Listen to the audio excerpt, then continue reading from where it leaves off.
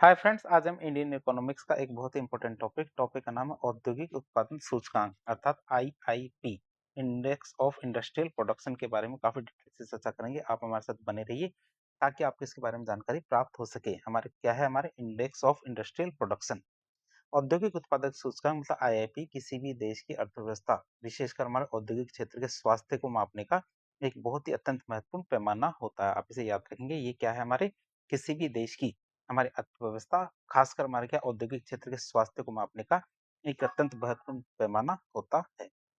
बात करें आईआईपी होता क्या है, औद्योगिक उत्पादन सूचकांक आखिर होता क्या है। सबसे पहले इसकी परिभाषा देखिए। तो ये एक सूचकांक होता है जो ये बताता है कि किसी विशेष अवधि, खासकर देखिए तो एक महीने में, जो आमतौर पर क्या एक महीने की अवधि होती है, तो किसी विशेष अवधि में देश के औद्योगिक उत्पादन की मात्रा में पिछले वर्ष के इसी महीने की तुलना में क्या पिछले वर्ष के इसी महीने की तुलना में कितनी वृद्धि हुई है या कितनी कमी हुई है, ये कौन बताता है, आईआईपी बताता है। बात करें आईआईपी को प्रकाशित कौन करता है, बात करें पब्लिशर की। तो इसके आंकड़े हर महीने सांख्यिकी एवं कार्यक्रम कार्यान्वयन मंत्रालय मतलब मोस्पी एमओएसपीआई मोस्पी के अधीन काम करने वाले राष्ट्रीय सांख्यिकी कार्यालय एनएसओ के द्वारा जारी किए जाते हैं। आप इसे याद रखेंगे। तो जारी कौन करता है, हमारी एनएसओ जारी करता है। और किसके अधीन है ये, हमारे हमारे सांख्यिकी एवं कार्यक्रम कार्यान्वयन मंत्रालय मोस्पी के अधीन काम करता है एनएसओ, वो जारी करता है। बात करें इसके अंदर अभी हाल ही में बेस ईयर चेंज हुआ है और इसका नवीनतम संशोधन की बात करें तो आधार वर्ष क्या होता है, आधार वर्ष वो होता है जिसे आधार मानकर, क्या आधार वर्ष की बात करें तो आधार वर्ष क्या होता है, आधार वर्ष वो वर्ष होता है जिसे आधार मानकर यानी कि उसका मूल्य 100 मानकर वर्तमान उत्पादन की तुलना की जाती है। अर्थव्यवस्था के बदलते स्वरूप जैसे नई तकनीकें नए उत्पादों के आने से इन सबको शामिल करने के लिए आधार वर्ष को भी समय समय पर बदलना पड़ता है। इतिहास की बात करें तो भारत में पहला आईआईपी 1937 को आधार वर्ष मान के तैयार किया गया था। किसको, 1937 को आधार वर्ष मान के तैयार किया गया था। पिछले आधार वर्ष की बात करें तो पिछला आधार वर्ष 2011-12 था, जिसे 12 मई 2017 को 2005 से बदलकर लागू किया गया था। नवीनतम आधार वर्ष की बात करें तो भारत सरकार ने 1 जून 2026 से आधिकारिक रूप से आईआईपी का आधार वर्ष 2011-12 से बदल करके 2022-23 कर दिया है। और ये भारत के इतिहास में आईआईपी के आधार वर्ष का 10वां संशोधन है। कौन सा, आईआईपी के इतिहास का, भारत के इतिहास में आईआईपी के आधार वर्ष का 10वां संशोधन है। नई श्रृंखला की बात करें मतलब आधार वर्ष 2022-23 में प्रमुख परिवर्तन किए गए उनकी बात करें तो नया आधार वर्ष लागू होने से क्या सूचकांक की गणना और क्षेत्र के भारांश मतलब वेटेज में बड़े बदलाव किए गए हैं। तो नया आधार वर्ष लागू होने से क्या सूचकांक की गणना और क्षेत्र के भारांश मतलब वेटेज में बड़े बदलाव आए हैं। बात करें कौन कौन से बदलाव आए हैं उनकी। तो पहला बदलाव आता है क्षेत्र के विभाजन और नया भारांश की। क्षेत्रों के विभाजन और नए भारांश की बात करें, सेक्टोरल वेटेज की बात करें तो पहले आईआईपी में केवल 3 ही क्षेत्र हुआ करते थे, लेकिन अब इसमें एक चौथा क्षेत्र भी जोड़ दिया गया है। तो चौथा क्षेत्र जुड़ने के बाद नए भारांश क्या होंगे उनकी बात करें तो 4 क्षेत्र टोटल हो चुके हैं। पहला तो हमारा विनिर्माण मतलब मैन्युफैक्चरिंग का आता है, जिसमें उत्पादन वाली चीज आती है। तो ये सबसे बड़ा हिस्सा इसका है। तो पहले इसका भारांश क्या है, 77.63 था, इसको घटा करके 76.06 भारांश कर दिया गया है। तो सबसे बड़ा हिस्सा है किसका, विनिर्माण या उत्पादन का, मैन्युफैक्चरिंग का। तो इसका पहले भारांश कितना था, 77.63, जिसे घटा के अब कितना कर दिया गया है, 66.06 कर दिया गया है। दूसरा तुम्हारा खनन मतलब माइनिंग या क्वेरिंग की बात करें तो इसका भार क्या 14.37% था पहले, जिसे घटाकर 11.05% कर दिए गए।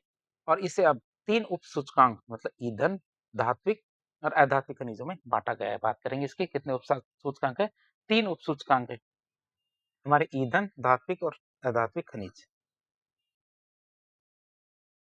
तीसरा क्षेत्र आता है हमारा कौन सा, विद्युत क्षेत्र मतलब इलेक्ट्रिसिटी और गैस। इसका दायरा बढ़ा दिया गया है, इसमें हमारा गैस आपूर्ति को जोड़ा गया है। पहले हमारे इसमें इलेक्ट्रिसिटी थी, लेकिन अब इसमें क्या गैस आपूर्ति को भी जोड़ दिया गया है। और इसका नया भारांश 7.99 से बढ़ा करके 10.86 कर दिया गया है। और इसमें अब नवीकरणीय मतलब रिन्यूएबल और गैर नवीकरणीय ऊर्जा के अलग अलग सूचकांक हैं। आप इसे याद रखेंगे, इसमें हमारे नवीकरणीय और गैर नवीकरणीय दोनों तरह के ऊर्जा के सूचकांक डाले गए हैं। चौथा हमारे जो भारांश आता है क्षेत्र की बात करें तो जल आपूर्ति और विशिष्ट अपशिष्ट प्रबंधन। तो जल आपूर्ति और अपशिष्ट प्रबंधन की बात करें तो water supply, sewage and waste management की बात करें तो ये एक नया क्षेत्र जो पहले नहीं था, ये से पहली बार आईआईपी में शामिल किया गया और इसका भारांश रखा गया 2.02%। तो आप इसे याद रखेंगे। 4 क्षेत्र है हमारे आईआईपी के अंदर, पहले 3 ही क्षेत्र हुआ करते थे। चौथा क्षेत्र जो हमारा जल आपूर्ति अपशिष्ट प्रबंधन है, ये पहले नहीं हुआ करता था। और 4 क्षेत्र कौन-कौन से हैं? पहला क्षेत्र हमारा विनिर्माण मतलब मैन्युफैक्चरिंग, जिसका दायरा बढ़ गया है, वो घट गया है। दूसरा हमारा खनन या माइनिंग या क्वारिंग की बात करें तो इसका दायरा भी घट गया है। विद्युत की बात करें तो विद्युत मतलब इलेक्ट्रिसिटी और गैस, मतलब पहले इसमें गैस नहीं हुआ करती थी, अब इसमें गैस भी डाली गई है, तो इसका मतलब इसका दायरा बढ़ गया है।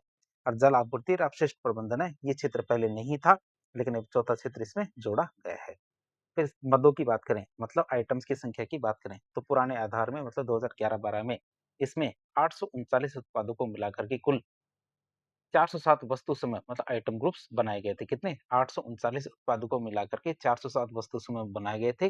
लेकिन नए आधार में मतलब 2022-23 में अब इसमें 1042 उत्पादों को शामिल करके, कितने? 1042 उत्पादों को शामिल करके कुल 463 वस्तु समूह बनाए गए। कितने? 463 वस्तु समूह बनाए गए। इसमें हमारे 120 नए समूह जोड़े गए हैं और पुरानी तकनीक वाले 64 समूहों को हटा दिया गया है। पुरानी तक जैसे समूह जिनकी तकनीकी कैसी थी, पुरानी थी, उनके 64 समूह को हटा दिए गए और नए 120 नए समूह को जोड़ा गया है। अब बात करें उपयोग के आधार पर वर्गीकरण की बात करें तो उत्पादों को उनके उपयोग के आधार पर 6 श्रेणियों में बांटा गया है। जो भी हमारे उत्पाद है उन उत्पादों को उनके उपयोग के आधार पर 6 श्रेणियों में बांटा गया। पहला तो हमारा प्राथमिक वस्तुएं जिन्हें प्राइमरी गुड्स कहते हैं। दूसरा हमारे पूंजीगत वस्तुएं ये कैपिटल गुड्स जैसे कि हमारी मशीनें होती है। तीसरे मध्यवर्ती वस्तुएं जिन्हें इंटरमीडिएट गुड्स कहते हैं। चौथा होता है हमारे अवसंरचना मतलब निर्माण सामग्री मतलब इंफ्रास्ट्रक्चर एंड कंस्ट्रक्शन गुड्स। पांचवा आता हमारा कौन सा? टिकाऊ उपभोक्ता वस्तुएं जैसे हमारे की फ्रिज, टीवी होता है। कंज्यूमर ड्यूरेबल्स की बात करें तो एक बार खरीदने के बाद लंबे समय तक चलते हैं। और गैर टिकाऊ उपभोक्ता वस्तुएं मतलब कंज्यूमर नॉन ड्यूरेबल मतलब जैसे साबुन होता है, खाद्य पदार्थ होते हैं, मतलब एक बार खरीदने के बाद थोड़े ही समय में वो खत्म हो जाते हैं। तो हमारे 6 कैटेगरी में बांटे गए हैं। किसके आधार पे? उपयोग के आधार पे। पहला हमारा प्राथमिक वस्तुएं, फिर पूंजीगत वस्तुएं, फिर मध्यवर्ती वस्तुएं, फिर अवसंरचना निर्माण सामग्री, पांचवा हमारा टिकाऊ उपभोक्ता वस्तुएं, छठा हमारा गैर टिकाऊ उपभोक्ता वस्तुएं। जब हमने आईआईपी के बारे में देख लिया तो अब हम बात करें कोर इंडस्ट्री के बारे में भी बातचीत कर लेते हैं। तो भारत की अर्थव्यवस्था में कोर इंडस्ट्री, ये कोर उद्योग का वही महत्व है जो किसी विशाल इमारत में उसकी नींव का फाउंडेशन का होता है। प्रवीण महतो समिति की सिफारिश के बाद इस सूचकांक मतलब आईसीआई मतलब इंडेक्स ऑफ कोर इंडस्ट्रीज के पूरे ढांचे में ऐतिहासिक बदलाव किए गए हैं। किसमें? हमारे आईसीआई के पूरे ढांचे में ऐतिहासिक बदलाव किए गए। बात किसके बाद? प्रवीण महतो समिति की सिफारिश के बाद। बात करें प्रवीण महतो समिति है तो इस समिति के 3 बदलाव कौन कौन से किए हैं। पहला तो आधार वर्ष को चेंज करने का। किसी भी सूचकांक को नापने के लिए एक शुरुआती वर्ष की जरूरत पड़ती है। क्या? एक शुरुआती वर्ष की जरूरत पड़ती है जिसे, और इससे पुरानी श्रृंखला मतलब 11-12 से बदलकर अब नवीनतम 22-23 कर दिया गया है। और इससे हमारे अर्थव्यवस्था की वर्तमान तस्वीर अधिक सटीकता से सबके सामने आएगी। फिर बात करें पहले हमारे कोर उद्योग में 8 ही उद्योग हुआ करते थे, लेकिन अब इसमें 9 उद्योग हो गए मतलब लौह इसका भी प्रवेश हुआ है। तो दशकों से हम भारत में केवल 8 कोर उद्योगों के बारे में पढ़ते आए हैं।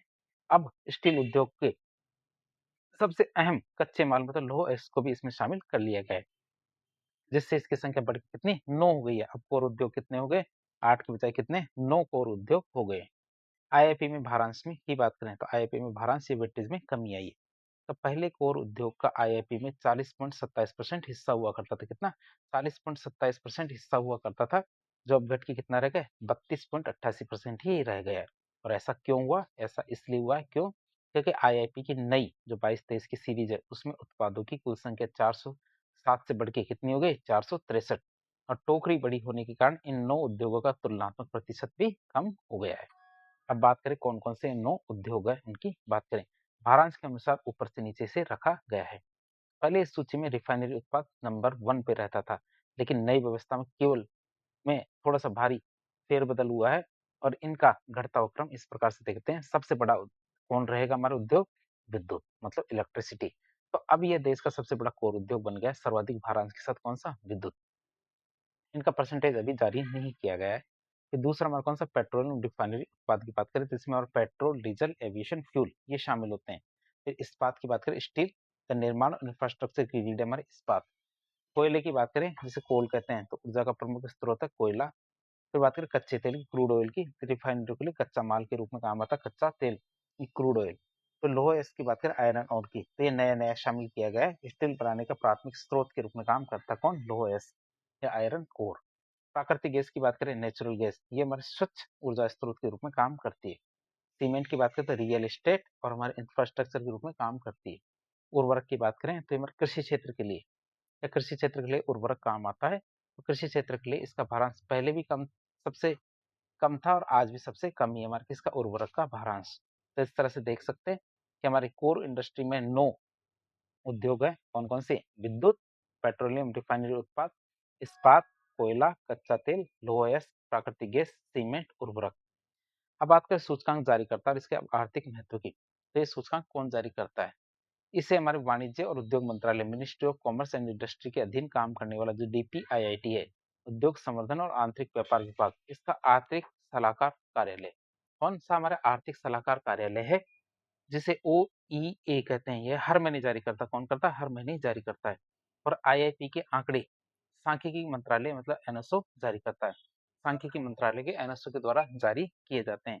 जबकि कोर उद्योग के आंकड़े हमारे वाणिज्य मंत्रालय जारी करता है। कौन? वाणिज्य मंत्रालय जारी करता है। आर्थिक महत्व की बात करें तो ये उद्योग देश के अन्य सभी छोटे बड़े उद्योगों को कच्चा माल या फिर ऊर्जा देते हैं। अगर बिजली, कोयला और स्टील का उत्पादन बढ़ता है तो इसका मतलब है देश में फैक्ट्रियां तेजी से चल रही है और रोजगार भी बढ़ रहा है। इससे हमें पता चलता है किससे? कोर उद्योगों से। फिर तकनीकी और नीतिगत सुधार की बात करें, टेक्निकल रिफाइनमेंट की बात करें, तो समिति ने आंकड़ों को और अधिक शुद्ध बनाने के लिए गणना के तरीकों में सुधार किया है। जैसे दोहरी गणना या डबल काउंटिंग पर रोक लगाई गई है। पहले खदान से निकले कच्चे कोयले और उसे साफ करने के बाद वॉश्ड कोल, इन दोनों की गिनती की जाती थी। कच्चे कोयले की भी की जाती थी, साथ साथ वॉश्ड कोल की भी गिनती की जाती थी। जिससे कोयले का उत्पादन असलियत में से ज्यादा दिखता था। जितना उत्पादन नहीं होता उससे ज्यादा उत्पादन दिखता था। अब कोयले को केवल कच्चे कोयले में ही गिना जाता है। बात करें स्टील का ग्रोस डेटा की बात करें, तो स्टील के उत्पादन को नापने के लिए अब नेट की जगह ग्रोस मतलब सकल उत्पादन को डेटा के रूप में उपयोग किया जाएगा, ताकि स्टील फैक्ट्रियों की जो वास्तविक उत्पादन क्षमता है उसका सही अंदाजा लगाया जा सके। तो इस प्रकार एक लेक्चर के जरिए आज हमने इंडियन इकोनॉमिक्स का एक बहुत ही इंपॉर्टेंट टॉपिक था हमारा औद्योगिक उत्पादन सूचकांक आईआईपी और कोर उद्योग मतलब कोर इंडस्ट्रीज, इनके बारे में काफी डिटेल से जानने की कोशिश की। तो इस प्रकार के इन्फॉर्मेटिव वीडियो देखने के लिए हमारे चैनल से जुड़े। वीडियो यदि पसंद आता तो वीडियो को लाइक करें, चैनल को सब्सक्राइब करें, अपने दोस्तों के साथ शेयर करें। धन्यवाद।